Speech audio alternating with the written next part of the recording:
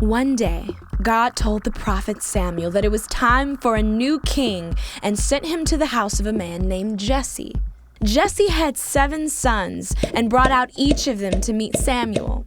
Samuel told Jesse that David, his youngest son, would be the future king of Israel.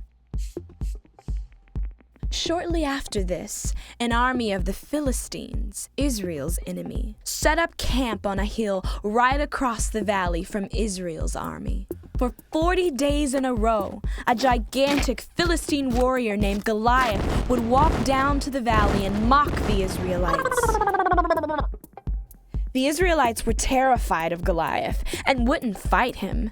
But one day when David was visiting the army camp, he heard Goliath taunting the Israelites and asked why no one was willing to fight Goliath. After getting King Saul's permission, David went down into the valley and shouted to Goliath, "You come against me with sword and spear and javelin, but I come against you in the name of the Lord Almighty." Goliath and David charged toward one another. As they ran, David pulled out a stone, put it in a sling, and flung it at the giant. The stone struck Goliath directly in the forehead, and then David killed him with Goliath's own sword.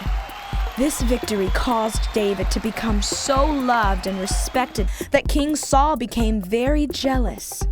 Filled with fear and rage, Saul tried to kill David, but David escaped into the desert, and Saul and his army followed.